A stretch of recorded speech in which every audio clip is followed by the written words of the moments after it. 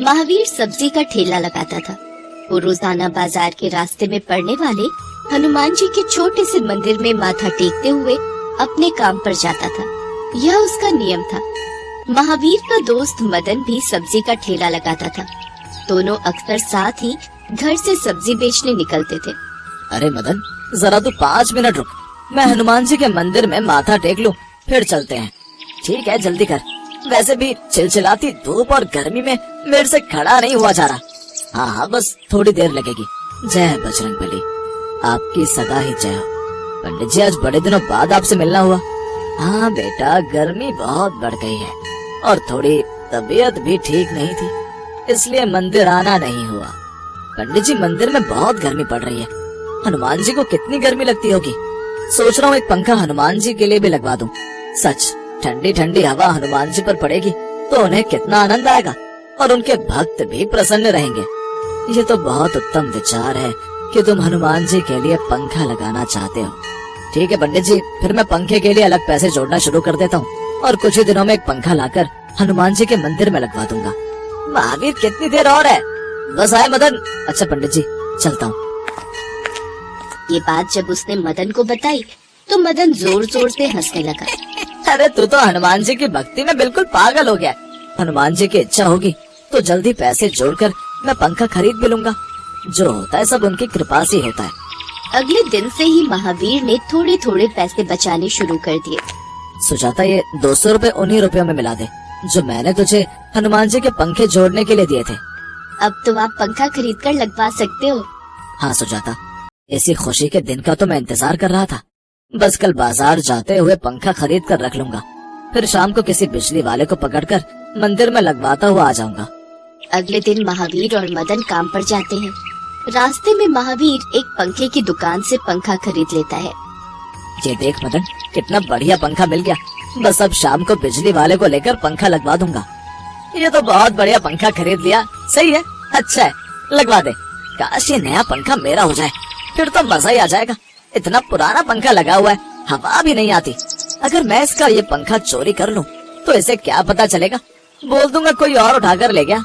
महावीर सामने बिजली की दुकान पर बिजली वाले को साथ चलने के लिए लेने जाता है। मदन, जरा मेरे ठेले का ख्याल रखना, उस पर पंखा रखा हुआ है। मैं बिजली वाले को बोल दूं, मेरे पहुंचने से पहले वो मंदिर तक पहुंच जाएगा। हाँ ठीक है, ध्यान रखूंगा, पर जल्दी आना। महावीर जैसे ही बिजली वाले को सामने की दुकान से बुलाने जाता है, मदन झट से उसका पंखा चुराकर अपने ठेले के नीचे बनी जगह में दबा देता है और पानी पीने जाने का नाटक करता है ताकि महावीर को उस पर शक न हो। अरे पंखा कहाँ गया? अभी मैं ठेले पर ही तो रखकर गया था। और ये मदन कहाँ है? वो तो सामने पानी पी रहा है। मदन, ओ मदन, जल्दी आ। अरे मेरे ठेले पर पंखा नहीं है। मैंने तुम्हें बोला था कि मेरे पंखे का ख्याल रखना। अरे मुझे थोड़ी पता था कि 1 सेकंड के अंदर कोई उठाकर ले जाएगा। मैं सामने से पानी ही तो पीने गया था। अब इसमें मेरा क्या दोष? हे बजरंगबली, मैंने तो बहुत मन से पैसे जोड़कर पंखा खरीदा था। अब मैं क्या करूं? पता नहीं पंखा कौन चुरा कर ले गया। महावीर ठेला लेकर उदास मन से घर आ जाता है। सुजाता उसे तसल्ली देती है, पर महावीर का मन ही नहीं लग रहा था।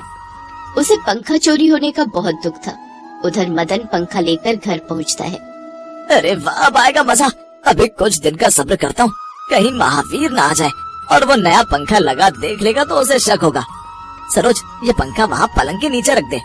अभी मदन अपनी पत्नी सरोज से बात कर ही रहा था कि उसके घर पुलिस आ जाती है। साथ में एक व्यक्ति भी मौजूद था। इंस्पेक्टर साहब, इसने मेरी दुकान से पंखा चुराया। वो देखिए, वो रहा पंखा। मैंने आपको सही जानकारी दी थी, इसे गिरफ्तार कर लीजिए। आप ठीक कह रहे हैं मिस्टर हनुमत। हवलदार, इसे गिरफ्तार कर लो। चलो, तुम्हें चोरी के जुर्म में हम गिरफ्तार करते हैं। पर मेरी बात तो सुनिए इंस्पेक्टर साहब, मैंने इनकी दुकान से कोई पंखा नहीं चुराया। मैं तो इन्हें जानता तक नहीं। मेरी बात का विश्वास कीजिए। इंस्पेक्टर साहब, ये ऐसे नहीं मानेगा, इसे जेल में डालना ही पड़ेगा। अच्छा, इससे कहो कि ये इस पंखे का बिल दिखाए जहाँ से इसने खरीदा है। अचानक महावीर भी वहाँ पहुँच जाता है और अपना पंखा मदन के घर देख लेता है। मदन, तुमने मेरा पंखा चुराया? इंस्पेक्टर साहब, ये पंखा तो सुबह चोरी हो गया था। मुझे तो किसी व्यक्ति ने कहा कि मदन ने मुझे जल्दी घर आने को कहा है। मैं घबराया हुआ आया और ये सब देखा। इंस्पेक्टर साहब, ये पंखा महावीर का है। उसने ये सुबह खरीदा था। सच्चाई तो ये है कि ये पंखा मदन ने महावीर का चुराया है। मैं तो बस सच्चाई सामने लाना चाहता था। मुझे माफ कर दे महावीर, मुझसे गलती हो गई, मुझे जेल नहीं जाना। इंस्पेक्टर साहब, मदन को छोड़ दीजिए, मुझे इससे कुछ नहीं कहना, पर आज के बाद मेरी और तेरी दोस्ती खत्म। तू अपने रास्ते में अपने रास्ते। अरे वो सज्जन पुरुष कहाँ गए? लगता है इस चोर को पकड़वाने के लिए ही वो हमारे साथ आए थे और उनका काम पूरा हो गया और वो चले गए। मदन महावीर के कहने पर हम तुम्हें छोड़ रहे हैं, आज के बाद ऐसी गलती फिर ना करना। इंस्पेक्टर साहब, उनका नाम क्या बताया था? हनुमत नाम सुनकर महावीर रोने लगता है। वो समझ जाता है कि साक्षात हनुमान जी आज उसकी मदद के लिए आए थे। ये सब लीला हनुमान जी की ही रचाई हुई थी। घर जाकर महावीर सारी बात अपनी पत्नी सुजाता को बताता है। उसकी भी आंखों में खुशी के आंसू आ जाते हैं। दोनों मिलकर हनुमान जी के मंदिर जाते हैं और नया पंखा लगवा देते हैं।